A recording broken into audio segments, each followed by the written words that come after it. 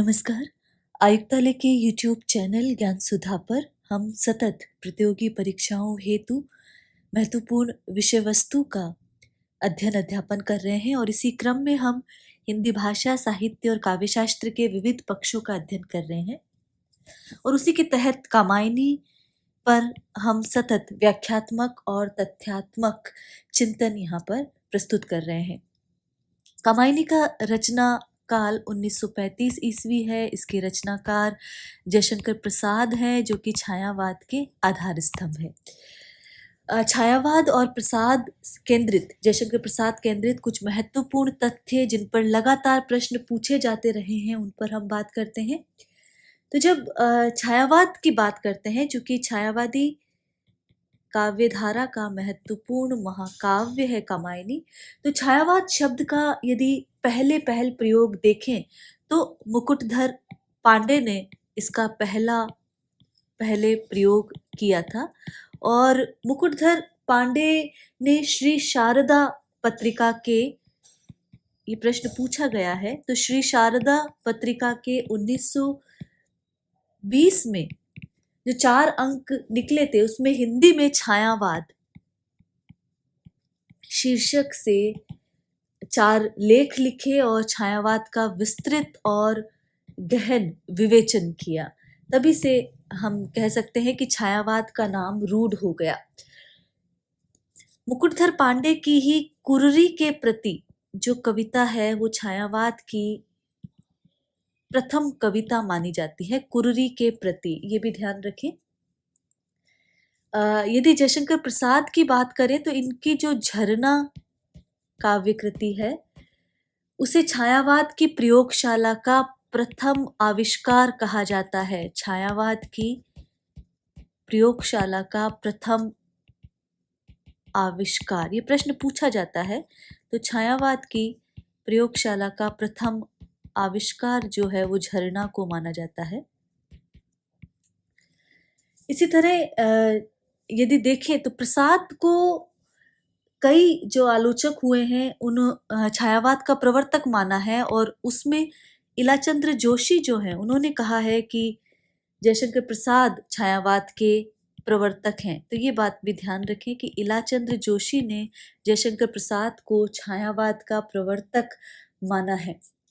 आचार्य शुक्ल की बात करें तो आचार्य रामचंद्र शुक्ल ने छायावाद को रविंद्रनाथ ठाकुर की जो कविताएं हैं उनके प्रभाव से आया हुआ मानकर इसका जो नाम है वो ईसाई संतों के फेंटेस्माटा अर्थात छायाभास से जोड़ा है।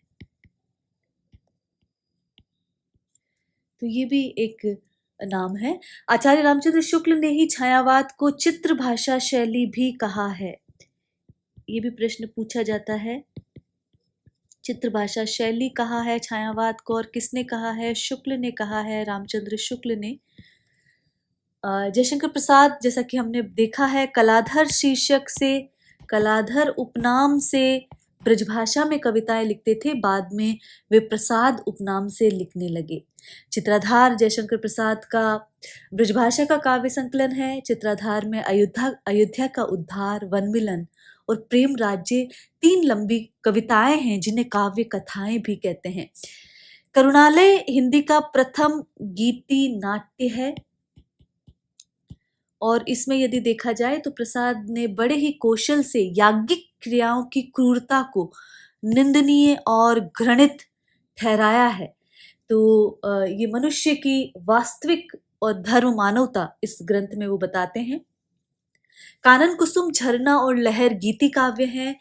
प्रेम पथिक, महाराणा का महत्व और आंसू खंड काव्य और कामायनी महाकाव्य है। कानन कुसुम की बात करें तो कानन कुसुम जयशंकर प्रसाद का खड़ी बोली की कविताओं का प्रथम संग्रह है। कानन कुसुम महाराणा का महत्व लंबी कविता है और आज की नई कविता के खंड काव्यों की नींव मानी जाती है। झरना हिंदी में छायावाद का प्रथम काव्य संग्रह है। छायावाद का प्रथम काव्य संग्रह है। यदि इसमें देखें तो 24 कविताएं हैं, छोटा संग्रह है, 24 कविताएं हैं। लहर जो इनका संग्रह है उसमें अशोक की चिंता, शेर सिंह का शस्त्र समर्पण, पेशौला की प्रतिध्वनि और प्रलय की छाया, 4 लंबी कविताएं समावेशित है।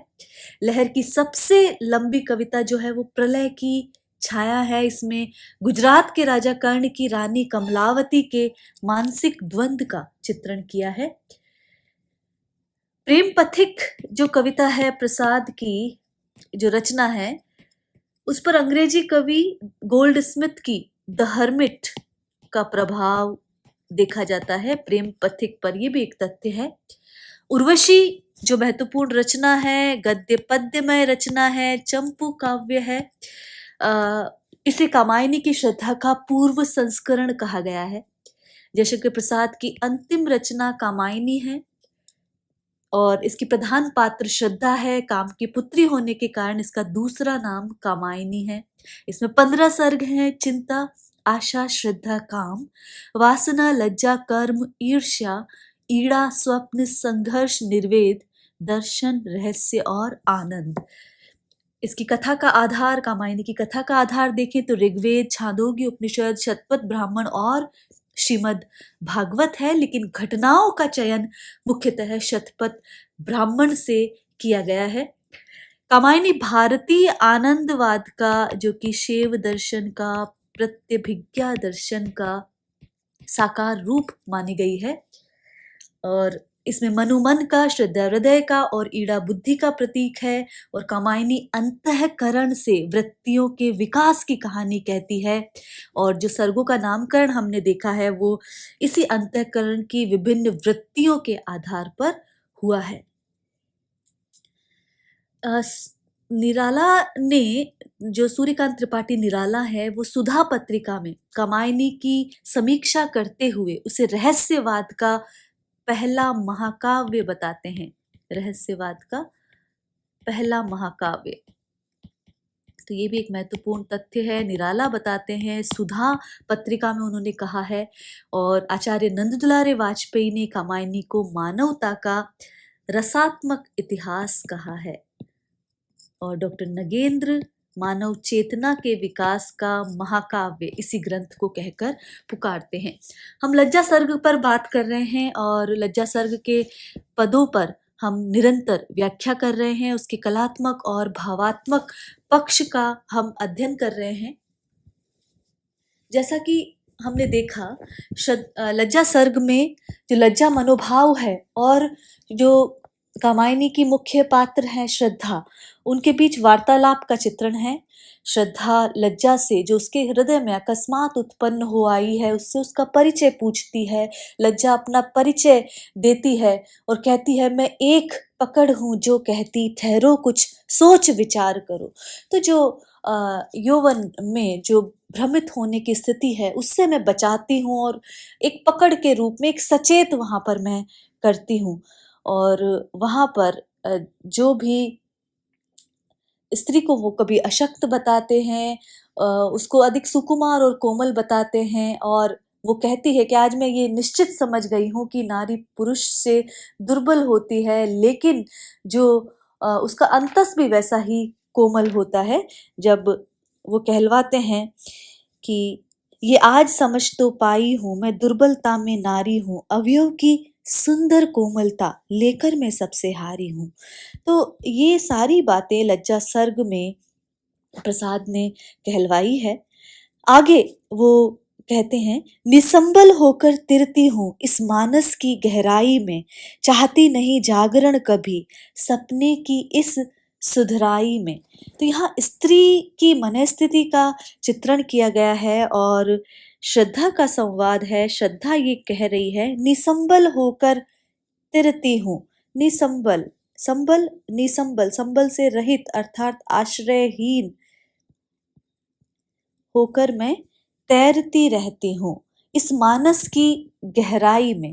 इस मानस, मानस का अर्थ दो है, हृदय भी है और सरोवर भी है और इसीलिए इस शब्द में श्लेष अलंकार है, मानस श्लिष्ट पद है। इस मानस की गहराई में चाहती नहीं जागरण कभी, जागरण कभी भी जागृत होना नहीं चाहती, जागना नहीं चाहती, लक्षणा से इसका अर्थ है विरक्त होना नहीं चाहती। चाहती नहीं जागरण कभी सपने की सुधराई में। सुधराई का अर्थ है, सुघराई का अर्थ है सुंदरता। सुघराई है ये शब्द और सुंदरता है इसका, और सुष्ठुता कह सकते हैं, सुष्ठु सौंदर्य। सपने की इस सुधराई में, तो स्वप्न में जो मादक भावनाएं हैं वो यहाँ पर कहने की चेष्टा कर रहे हैं। तो कवि यहाँ पर जो अनुरागमयी मन है उसको सरोवर में तैरने वाले और मधुर स्वप्नों में डूबे हुए व्यक्ति से तुलना करके उसकी प्रेममयी स्थिति का वर्णन यहाँ पर कह रहे हैं। तो श्रद्धा कहती है, निसंबल होकर तैरती हूँ इस मानस की गहराई में, कि मैं ऐसे व्यक्ति की तरह जो गहरे सरोवर में गिर जाने पर वहां असहाय होकर तैर रहा है, पर बहुत प्रयत्न करने पर भी किनारे पर नहीं पहुंच पा रहा है। तो उस प्रकार मधुर भावनाओं से ओत प्रोत इस हृदय की गहराई में मैं आश्रयहीन होकर तैरा करती हूँ, और प्रयत्न करने पर भी किसी भी निश्चय की स्थिति में नहीं पहुंच जाती, अर्थात अनिश्चय की जो स्थिति है वो निरंतर बनी रहती है। चाहती नहीं जागरण कभी सपने की इस सुघराई में, और मैं इन अनुरागमयी जो भावनाएं हैं इनमें तल्लीन हो जाती हूँ कि उनसे विलग होने की इच्छा, उनसे विरक्त होने की इच्छा, उनसे जागने की इच्छा मेरी होती ही नहीं। जिस प्रकार सुंदर स्वप्न देखता हुआ व्यक्ति किसी कारणवश नींद खुलने वाली होने पर भी उस मधुर और सुंदर स्वप्न को नहीं छोड़ना चाहता, उसी प्रकार मैं भी इन भावनाओं में तल्लीन हो जाती हूँ, उनसे विलग होने की इच्छा मुझसे नहीं होती। तो यहाँ पर इस पद में यदि देखें तो मानस में श्लेष अलंकार है, जागरण और सपने की बात यहाँ पर की जाए तो यहाँ पर रूपकातिशोक्ति अलंकार है, और पूरा पद यदि देखें तो दृष्टांत अलंकार है, क्योंकि सपने से तुलना यहाँ पर की गई है। दृष्टांत अलंकार, नारी जीवन का चित्र यही क्या, विकल रंग भर देती हो, अस्फुट रेखा की सीमा में आकार कला को देती हो। तो यहाँ पर स्त्री जीवन को एक चित्र के समान बताया है, और यह भी बताया है कि स्त्री जीवन के भविष्य का निर्माण जो है लज्जा या जो रति भावना है, जो उसकी मूल प्रवृत्ति है वो ही किया करती है। तो श्रद्धा कहती है कि अरे लज्जा, ये बता कि क्या नारी जीवन का वास्तविक स्वरूप यही है, विकल रंग भर देती हो। तो यहाँ पर वो पूछ रही है कि नारी जीवन का स्वरूप निश्चित करने से पूर्व तुम उसके भविष्य की रूपरेखा से परिचित कराती हो, उसमें प्रिय के प्रति अनुराग जागृत करती हो, उसकी इस प्रकार उसके हृदय में विकल रंग मधुर भावनाएं जग उठती है, जिससे उसका हृदय जो है व्याकुल हो जाता है, व्यथित हो जाता है। तो विकल रंग भर देती हो, विकल रंग अर्थात चित्र में प्रयोग किए हुए नाना प्रकार के रंगों की भांति ही यहाँ पर विकल रंग कहा गया है, कि जो व्याकुल बना देने वाली जो भावनाएं हैं वो अंतस में भर देती हो, अस्फुट रेखा की सीमा में आकार कला को देती हो। और इस प्रकार जब वो अनुराग जागृत हो जाता है, विकल भावनाएं उसके हृदय में आ जाती है, मधुर भावनाएं जग उठती है, तो उसका हृदय व्याकुल और व्यथित हो जाता है। तो इस प्रकार तुम्हारा कार्य कैसा है, एक चित्रकार की भांति है। वह भी चित्र बनाने के लिए कुछ अस्फुट अर्थात अस्पष्ट सी रेखाएं पहले पहल बनाता है, फिर उनमें रंग भरता है और रंग भर के अपनी कला को आकार देता है, साकार रूप देता हुआ एक कलात्मक चित्र बना देता है। तो यहाँ पर वो कह रही है, लेकिन चित्रकार के चित्र और तुम्हारे द्वारा अंकित स्त्री जीवन के स्वरूप में अंतर ये है कि चित्रकार का चित्र सुंदर और आनंददायक होता है, लेकिन तुम्हारे द्वारा ये जो विभिन्न विकल भावना से भरा हुआ स्त्री जीवन का जो चित्र है वो व्याकुल करता है, वो व्यथा प्रदान करता है, वो चिंता प्रदान करता है। तो विकल रंग शब्द यहाँ पर देखें तो यहाँ पर श्लेष है उसमें, जिसमें चित्र के लिए सकल शब्द के विलोम रूप में इसका अर्थ खंडित या भिन्न भिन्न होता है, और स्त्री जीवन के लिए व्यथा और बेचैनी से युक्त अनुराग की भावनाओं के लिए किया गया है। तो श्लेष और रूप का अतिशयोक्ति अलंकार का प्रयोग है। रुकती हूँ और ठहरती हूँ, पर सोच विचार न कर सकती, पगली सी कोई अंतर में बैठी जैसे अनुदित बकती। अनुदिन बकती, अनुदिन का अर्थ है प्रतिदिन। तो यहाँ पर जो हृदय की तुलना है, जो अनुराग युक्त या विकल भावनाओं से युक्त जो बेचैन स्त्री हृदय है, उसकी तुलना यहाँ पर एक पागल स्त्री से प्रसाद करते हैं। और श्रद्धा यहाँ पर कह रही है, रुकती हूँ और ठहरती हूँ। तो श्रद्धा के अस्त व्यस्त हृदय की तुलना एक पागल स्त्री से करते हुए कहते हैं कि पागल व्यक्ति के समान जो अस्त व्यस्त हृदय के विचार होते हैं उसके, जिसमें कोई पूर्वापर संबंध नहीं होता है, उसी प्रकार श्रद्धा अपनी हृदय की विकलता में वो कहती है कि जब मैं रुक कर और ठहर कर शांतिपूर्वक विचार करती हूँ तो कि क्या मुझे मनु को अपना हृदय सौंप देना चाहिए, तब मैं कोई भी निर्णय नहीं कर पाती हूँ। मेरे हृदय में बड़ी व्याकुलता होने लगती है और मेरे विचारों का जो क्रम है वो भंग हो जाता है। सोच विचार न कर सकती। जो चिंतित व्यक्ति होता है, जो विक्षिप्त व्यक्ति होता है, वो अपने विचारों में पूर्वापर संबंध नहीं बिठा पाता, किसी निर्णय पर नहीं बैठ जा पाता। यही बात श्रद्धा की है। पगली सी कोई अंतर में बैठी जैसे अनुदिन बकती। मेरे विचार उस पागल स्त्री के समान प्रतीत होते हैं जो मेरे हृदय में बैठी हुई प्रतिदिन बकती अर्थात उल्टी सीधी बातें किया करती है। वैसी ही मेरी हृदय में व्याकुलता होने लगती है और मेरे विचारों का क्रम जो है भंग होने लगता है। पगली सी कोई अंतर में, जैसे मेरे हृदय में कोई पगली बैठी है, उपमा अलंकार है। मैं जब भी तोलने का करती उपचार स्वयं तुल जाती हूँ, बुझलता फंसाकर नर तरु से झूले सी झोंके खाती हूँ। मैं जब भी तोलने का करती उपचार स्वयं तुल जाती हूँ। तो कवि ने यहाँ लज्जा के कारण अनुराग पूर्ण जो हृदय की स्थिति है उसका चित्रण यहाँ पर कर रहे हैं। और श्रद्धा कहती है कि जब मैं तोलने का प्रयत्न करती हूँ, मैं मनु को जब भी मनु के हृदय के प्रेम विश्वास दृढ़ता आदि को जानने का प्रयत्न करती हूँ, तोलने का प्रयत्न करती हूँ, तो मैं उनके हृदय को पहचानने की में असमर्थ हो जाती हूँ। ये अनुराग के कारण होता है।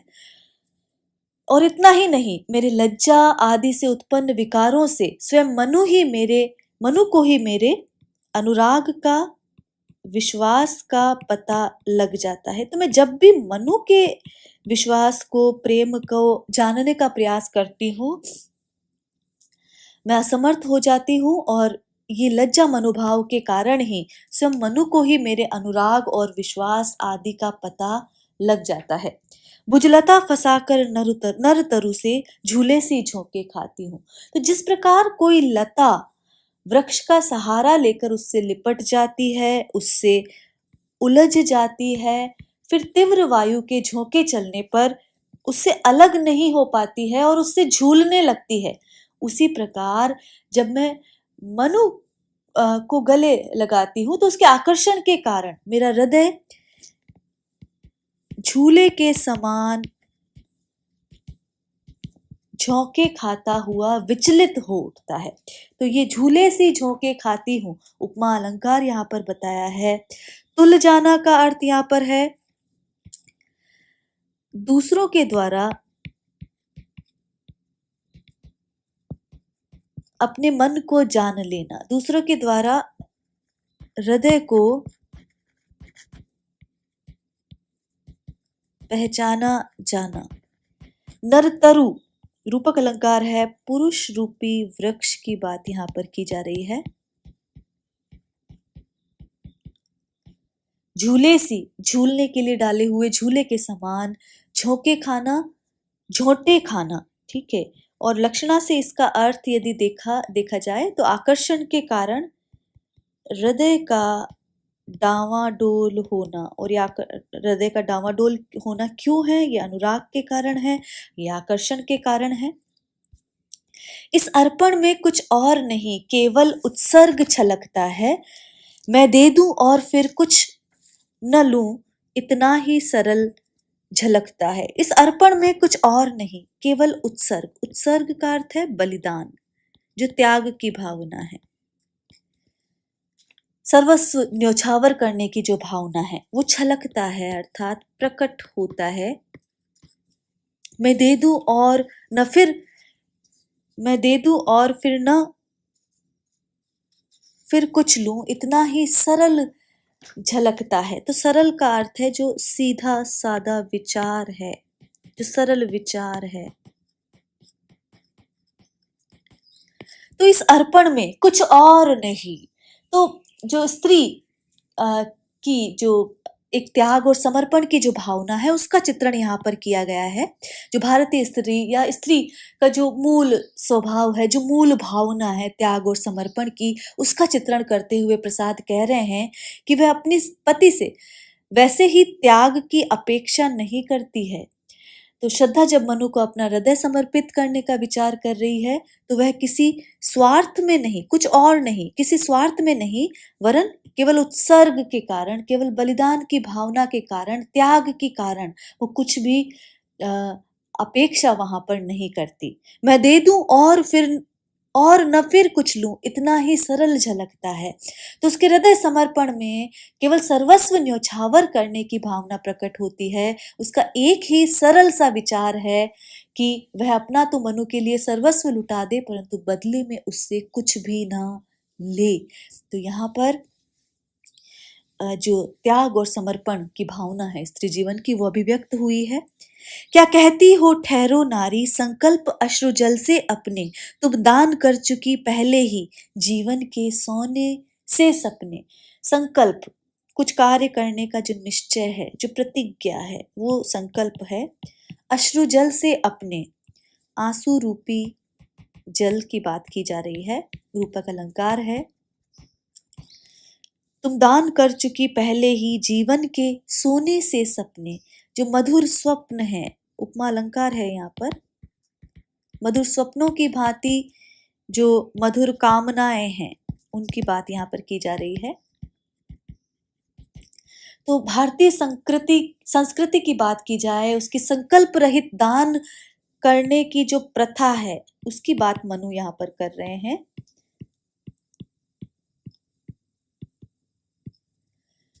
तो यहाँ पर उस पद्धति का उल्लेख करते हुए संकल्प रहित दान करने की पद्धति का उल्लेख प्रसाद कर रहे हैं और कह रहे हैं कि श्रद्धा ने, जो कि आद्या नारी है, आद्या नारी प्रारंभिक स्त्री है, आद्या नारी है, श्रद्धा आद्या नारी है, तो अश्रु जल के साथ अपना हृदय मनु के लिए दान किया था। और श्रद्धा के द्वारा जो स्त्री की दुर्बलता की बातें और उसकी स्वयं की अनुराग भरी बातें सुनकर उससे लज्जा कहने लगी। ये लज्जा का संवाद है। लज्जा कह रही है कि तुम ये सब क्या कह रही हो, क्या कहती हो ठहरो नारी, कि हे नारी तुम ये सब क्या कह रही हो, अपनी बातें कहना बंद करो। ठहरो नारी, अपनी बातें कहना बंद करके मेरी बात सुनो। संकल्प अश्रु जल से अपने, तुम दान कर चुकी पहले ही जीवन के सोने से सपने, कि तुम तो पहले ही अपने जीवन की मधुर स्वप्न सी, मधुर कामनाएं आंसुओं का जल लेकर, अब आंसुओं का जल लेकर संकल्प करती हुई मनु के लिए उसी प्रकार दान कर चुकी हो जिस प्रकार कोई यजमान हाथ में जल लेकर संकल्प करता हुआ अपने किसी प्रिय वस्तु को पुरोहित के समक्ष दान कर देता है। तो जिस प्रकार अंजूरी में जल भर कर संकल्प किया जाता है, उसी प्रकार तुम अश्रु जल से अपनी मधुर कामनाएं और आंसुओं का जल लेकर मनु के लिए दान कर चुकी हो, जीवन के सोने से सपने। तो अपना हृदय एक बार दान करके भी उसे फिर से अर्पित करने की बात क्यों कह रही हो, तुम तो पहले ही दान कर चुकी हो। तो ये बात यहाँ पर स्त्री श्रद्धा की साकार प्रतिमा है, स्त्री पुरुष का आश्रय लेकर अपना जीवन व्यतीत करती है, फिर भी वह अपने त्याग, बलिदान, परिश्रम, ममता, दया आदि गुणों के कारण पति के साथ साथ अन्य व्यक्तियों, उसके परिवार को भी सुख प्रदान करती है। और नारी को भार्या संबोधन भी उसकी भरण पोषण की विशेषता के कारण ही इन्हीं प्रवृत्तियों के आधार पर दिया जाता है। नारी तुम केवल श्रद्धा हो, विश्वास रजत नग पग तल में, पीयूष स्रोत सी बहा करो जीवन के सुंदर समतल में। नारी तुम केवल श्रद्धा हो। तो इन पंक्तियों में नारी को प्रसाद श्रद्धा रूपिणी कहते हैं और श्रद्धा का रूपक कहकर उसकी तुलना पर्वत से निकलकर आधार भूमि को समतल बनाती हुई बहने वाली अमृत तुल्य जल से आपूर्ण नदी से करते हैं। तो नारी तुम केवल श्रद्धा हो, तो श्रद्धा कहकर वहां जो अमृत तुल्य जो नदी है उससे तुलना कर रहे हैं, जो कि जीवन के सुंदर समतल में बहा करती है। तो लज्जा कहती है, ये लज्जा का संवाद है। लज्जा श्रद्धा को कह रही है कि हे नारी, तुम श्रद्धा रूपिणी हो, तुम सत्य, प्रेम और विश्वास की साकार मूर्ति हो, तुम त्याग और बलिदान का चरम विकास हो। जिस प्रकार विश्वास रजत नग पगतल में, जिस प्रकार रजत अर्थात चांदी, तो जिस प्रकार चांदी जैसी बर्फीली चोटियों वाले नग अर्थात पर्वत, उच्च पर्वत से निकलकर कोई अमृत तुल्य जल से भरी हुई नदी पर्वत के नीचे की भूमि को, पगतल पर्वत के नीचे की भूमि को समतल बनाती हुई दूसरों को सुख और शीतलता प्रदान करती है, उसी प्रकार तुम भी महान पुरुष का विश्वास प्राप्त करके अपने त्याग और तपस्या से युक्त कार्य द्वारा जीवन की विषमताओं को दूर करके जीवन को समतल बनाने का प्रयत्न करती हो, जीवन को आनंद पूर्वक मधुर भावनाओं से भरने का प्रयत्न करती हो। तो जीवन की विषमताएं मिटाकर उसमें अमृत जल, पीयूष स्रोत, अमृत जल जैसी पवित्र और मधुर भावनाएं तुम भरो, जिससे दूसरों को सुख पहुंचाती हुई अपना जीवन भी आनंद पूर्वक व्यतीत करो। तो यहाँ पर यदि देखें विश्वास रजत नग, तो विश्वास रजत नग की बात जब की जा रही है तो यहाँ पर जो रूपक देखें तो पुरुष का विश्वास रूपी जो पर्वत है, जो दूर से चांदी सा चमकता है, ऐसा कहने का प्रयास कर रहे हैं। पगतल का अर्थ है पर्वत के नीचे, लक्षणा से अर्थ है पुरुष के आश्रय में। पीयूष स्रोत, अमृत के झरने, अमृत जल वाली नदी, समतल जो एक सी भूमि है। ये जो पद है इसको बार बार परीक्षाओं में पूछा जाता है और ये पूछा जाता है कि कौन से सर्ग से लिया गया है। तो चूंकि जो प्रथम पंक्ति है नारी तुम केवल श्रद्धा हो, ये समझकर अक्सर अभ्यर्थी इसे श्रद्धा सर्ग में समावेशित मान लेते हैं, लेकिन ये लज्जा सर्ग में समावेशित है। ये असिस्टेंट प्रोफेसर हिंदी की परीक्षा में पूछा जा चुका है। देवों की विजय दानवों की, हारों का होता युद्ध रहा, संघर्ष सदा और अंतर में जीवित रहे नित्य विरुद्ध रहा। देव जो है अर्थात दिव्य भावों वाले जो है वो देव कहलाए, जो सत्य प्रवृत्ति संपन्न है वो देव कहलाए। तो लज्जा सर्ग की इन पंक्तियों में प्रसाद कह रहे हैं कि देवों की विजय दानवों की, हारों का होता युद्ध रहा, कि देवों और आसुरी प्रवृत्तियों में संघर्ष होता रहा है और उसमें आसुरी प्रवृत्ति पर जो देव प्रवृत्ति है उसने सदा विजय पाई है। इसी तथ्य को कवि लज्जा के द्वारा कहलवा रहे हैं कि प्रारंभिक काल से ही सृष्टि में दो विरोधी प्रवृत्तियों का संघर्ष होता रहा है, जिसका एक रूप बाह्य जगत में दिखाई देता है और दूसरा अंतर जगत में, उर अंतर में, जो अंतर जगत में चलता रहता है, वही संघर्ष तुम्हारे हृदय में भी जागृत हो रहा है। तो इन दोनों प्रकार की प्रवृत्तियों, देवी दानवी, सत असत, सुर आसुरी, सात्विकी और तामसी, जिनके नाम है, में देवी और सात्विकी जो प्रवृत्ति है वही विजय हुई है। ये बात यहाँ पर कह रही है कि संघर्ष सदा और अंतर में जीवित रहे नित्य विरुद्ध रहा। तो इसी प्रकार अंतर जगत में उदात्त और अनुदात्त, उदात्त और नीच भावनाओं का निरंतर संघर्ष चलता रहा है। उदात्त भावना मनुष्य को उन्नति की ओर ले जाती है, लेकिन अधम नीच भावनाएं उसे पतन के गर्त में धकेलने का उपक्रम करती है। तो वो कहती है कि हे स्त्री, तुम्हें इस संघर्ष में भाग लेने की आवश्यकता नहीं है। संघर्ष जो है वो सदा ही स्त्री के स्वभाव के विरुद्ध है, इसलिए संघर्ष में पड़कर अपने कोमल, पवित्र और शांत हृदय को व्यथित करना उचित नहीं है। ये बात श्रद्धा यहाँ पर चेतावनी के रूप में कह रही है कि जो स्त्री का जो स्वभाव है वो संघर्ष के सर्वथा विपरीत है।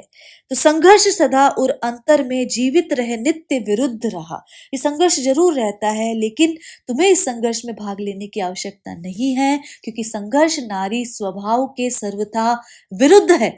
इसलिए संघर्ष में पड़कर अपने हृदय की कोमलता और पवित्र और शांत भावों को व्यथित करना उचित नहीं है। आंसू से भीगे अंचल पर मन का सब कुछ रखना होगा। तुमको अपनी स्मित रेखा से यह संधि पत्र लिखना होगा। तो यहाँ स्मित रेखा अर्थात मधुर मुस्कान की बात यहाँ पर की जा रही है।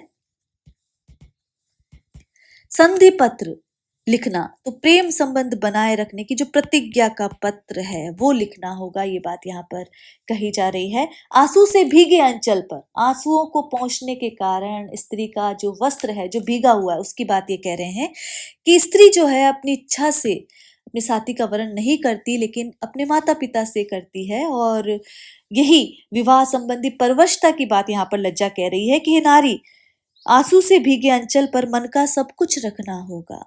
कि भले ही तुम्हारी इच्छा के कोई प्रतिकूल कार्य हो, चाहे इसी कारण तुम्हारा अंचल, तुम्हारा आंचल आंसुओं को पहुंचते पहुंचते भीग जाए, फिर भी तुम्हें अपने भीगे अंचल पर मन का सब कुछ, अपनी सारी मनोकामनाएं जो हैं वो रखनी होगी।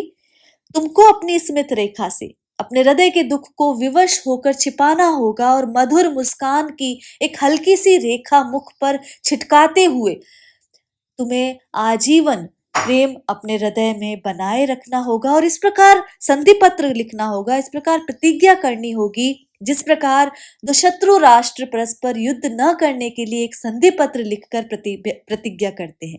तो अभिप्राय यह है कि लज्जा श्रद्धा से मन की हलचल पर, मन की बेचैनी पर ध्यान न देकर पूर्ण विश्वास के साथ मनु को अपना सर्वस्व न्योछावर करने के लिए यहाँ पर कह रही है। आंसू से भीगा अंचल कहकर कवि ये बता रहे हैं कि भारतीय स्त्री के लिए इतना आसान नहीं होता, लेकिन उसे संपूर्ण समर्पण की भावना रखनी होगी। स्मित रेखा से संधि पत्र लिखकर कवि ये बताते हैं कि जीवन का पवित्र बंधन विवाह है और वहां पर वह अपनी पीड़ा हृदय में दबाए रखकर भी उसको प्रसन्न उसे रखना होगा, क्योंकि ये स्त्री की एक प्रवृत्ति है। तो यहाँ पर छायावादी शैली के प्रौढ़तम स्वरूप का यहाँ पर ये पद चित्रित करता है, उसके प्रौढ़तम स्वरूप का उत्कृष्ट उदाहरण है। और लज्जा और श्रद्धा मनोभावों का मानवीकरण करके प्रसाद ने नारी के अबला रूप को तो चित्रित किया है, लेकिन उसका मन कितना सबल है उसकी भी मनोरम झांकी प्रस्तुत करने का प्रयास प्रसाद ने किया है। तो लज्जा सर्ग यहाँ समाप्त होता है। आज के लिए इतना ही। नमस्कार। आगे हम कामायनी पर, उसके ईड़ा सर्ग पर और अन्य सर्गों पर तथ्यात्मक बात करना जारी रखेंगे। नमस्कार।